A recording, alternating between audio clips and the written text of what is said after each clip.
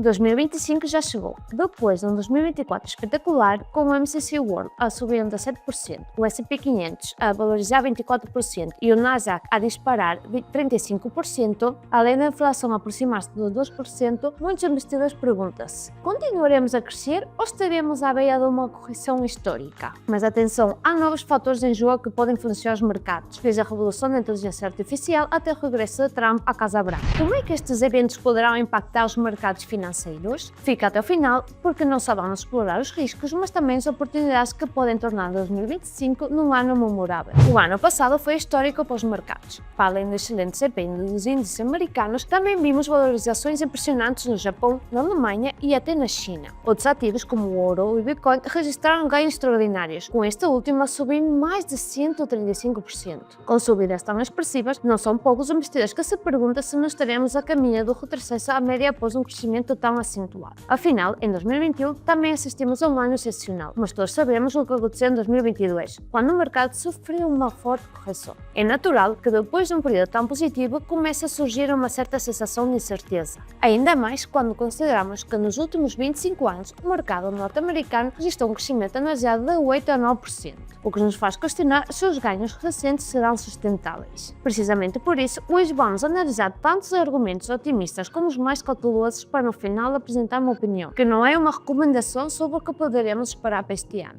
Antes de mais, quero ser totalmente transparente consigo. Não sou uma consultora financeira profissional. O meu objetivo é partilhar informação e análises baseadas em fontes confiáveis. No entanto, esta é apenas uma opinião e recomendo sempre que faças a tua própria pesquisa antes de investir. Se gostas deste tipo de conteúdo, subscreva o canal e na descrição encontrarás um link para a nossa newsletter. Existem motivos de preocupação para 2025? Na verdade, se pensarmos bem, haverá sempre motivos para preocupação. Se não for uma guerra, serão dados macroeconómicos favoráveis ou indicadores que começam a parecer exagerados do ponto de vista estatístico. Ou quem sabe, tudo ao mesmo tempo. Por isso, hoje vou focar-me em dois fatores que podem indicar sinais de sobrevalorização no mercado norte-americano: tarifas aduaneiras, proteccionismo e mais inflação. Como já sabes, recentemente Donald Trump voltou a tomar posse como presidente dos Estados Unidos. E, como era de esperar, o seu regresso traz consigo mudanças significativas na política económica para 2025. Entre elas, podemos destacar uma política fiscal menos agressiva, expansão do gasto público, o que poderá levar a um aumento da dívida pública, um novo ciclo de proteccionismo comercial com a introdução de novas tarifas aduaneiras, sobretudo contra a China. Além disso, foram anunciadas tarifas mínimas de 25% para Canadá e México e de 10% para os países da União Europeia, embora estas sejam negociáveis. Com isso, muitos economistas alertaram para um possível novo ciclo inflacionário, no momento em que ainda nem conseguimos encerrar totalmente o anterior, iniciado em 2021. Isto torna-se ainda mais relevante agora que os dados de inflação estavam a melhorar e que a Fed já se encontrava em pleno processo de normalização das taxas de juros, com o objetivo de as manter num intervalo mais favorável, entre 2,75% e 3,5%.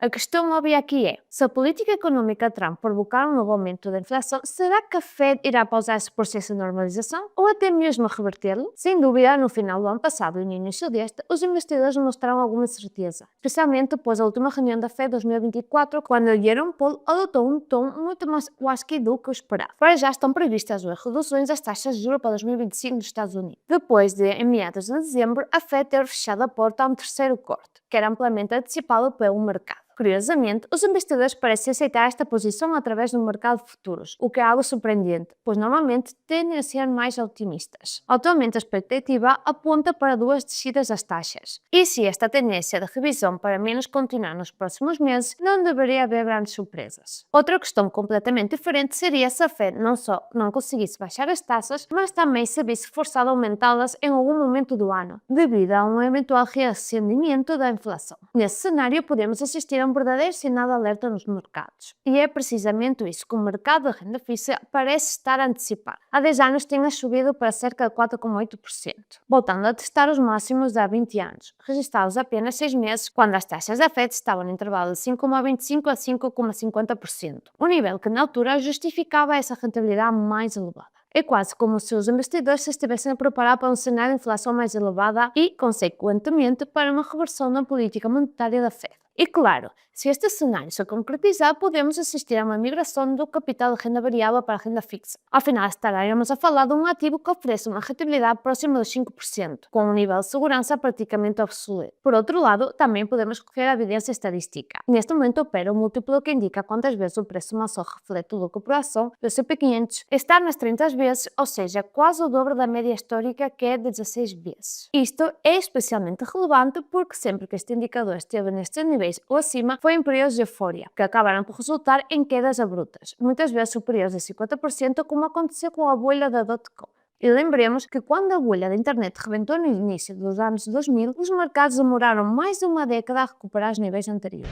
A pergunta que se impõe é óbvia. Será que a euforia em torno da inteligência artificial ou o regresso de Donald Trump estão a criar um teto do mercado invisível aos nossos olhos? Além disso, para alimentar ainda mais as preocupações, a JP Morgan divulgou recentemente um relatório em que afirma que, em média, o S&P 500 poderá crescer apenas 3% ao ano nos próximos 10 anos. Então, é este o fim da história? Será que devemos vender tudo agora e só voltar a olhar para os mercados em 2030? Calma, porque ainda há muito para dizer. E da mesma forma que analisamos os argumentos mais pessimistas, agora vamos ver por que motivo o ciclo de alta ainda pode continuar. Mas antes, se estás a gostar deste vídeo, não te esqueças de deixar o teu gosto e subscrever o canal. Todas as semanas falamos sobre a atualidade financeira, analisamos tendências e partilhamos ideias. Por que também há razões para acreditar que a tendência da alta pode continuar? Sinceramente, há razões sólidas para isso. Às vezes pode parecer que estamos perto de um topo, seja pelos múltiplos de valorização elevados, seja pelo crescimento acelerado dos preços de alguns ativos. No entanto, como vamos ver a seguir, há fundamentos que justificam este movimento e que podem suportar uma continuação das subidas na bolsa. Vamos analisar dois motivos que sustentam esta perspectiva. Maior solidez financeira.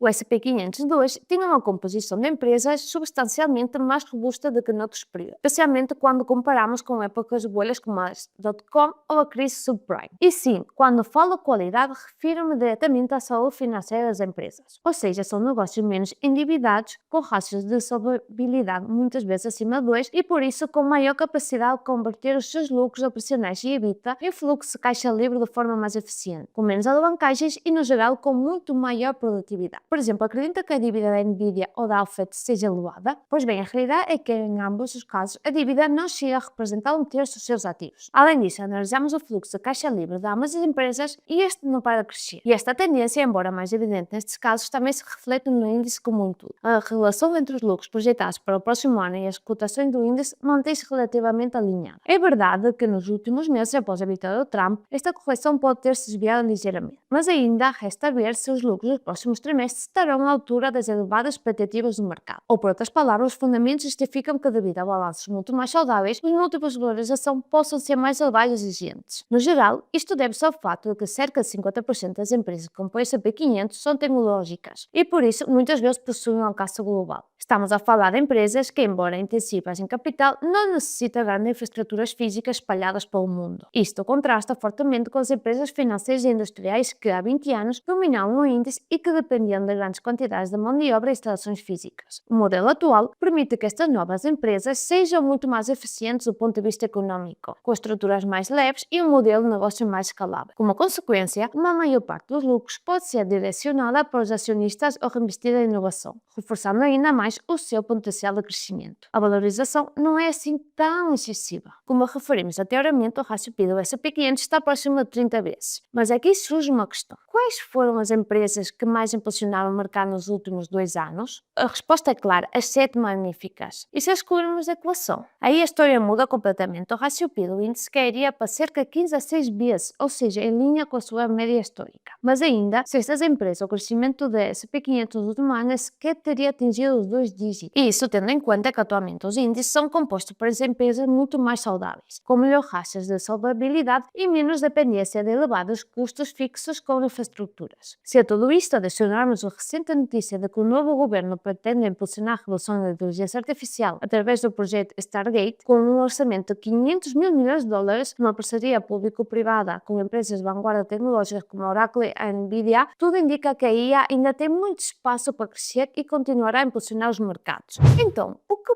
pode acontecer em 2025? Neste ponto, quero ser totalmente transparente contigo. Não sou uma consultora financeira profissional. O meu objetivo é partilhar informação e análises baseadas em fontes confiáveis. No entanto, esta é apenas uma opinião e recomendo sempre que faças a tua própria pesquisa antes de investir. Como vimos, existem riscos, mas se analisarmos os detalhes, não são tão graves como poderiam parecer à primeira vista, especialmente se nos focarmos apenas no múltiplo de valorização do mercado. Isto não significa que 2025 será um ano excepcional por definição. O que significa é que enquanto a política económica de Trump não provocar um novo surto inflacionário ou pelo menos mantiver a inflação controlada nos níveis atuais, sem sequer precisar de atingir o tão falado teto máximo de 2%, a Fed não teria motivos para reverter a sua política de cortes nas taxas de juros. Aliás, se a inflação recuar mais do que o esperado e começarem a surgir expectativas de que a Fed poderá cortar os juros mais de 2 vezes em 2025, até poderemos ver crescimento de 2 dígitos no mercado. E, se a tudo isto adicionarmos a possível redução fiscal que está a caminho e, sobretudo, a desregulamentação de Trump já começou a implementar desde o primeiro dia na Casa Branca, então esse crescimento poderá ser ainda mais expressivo. Agora, se o cenário inflacionista que alguns investidores estão a antecipar se confirmar nos próximos meses, poderemos sim ver correções no mercado acionista. A razão é simples: se o rendimento fixo oferecer uma rentabilidade de 5% ou mais, muitos investidores poderão simplesmente preferir não correr riscos na bolsa. Se acreditas que o regresso de Trump à Casa Branca trará ainda mais otimismo aos mercados, deixe na descrição dois ETFs indexados do CP500 e ao Nasdaq para que possa acompanhar esse crescimento. Achas que a bolsa ainda tem margem para crescer apesar dos múltiplos elevados em que nos encontramos? Qualquer que seja a tua opinião, deixa mesmo nos comentários e certamente poderemos ter um debate interessante. Até à próxima!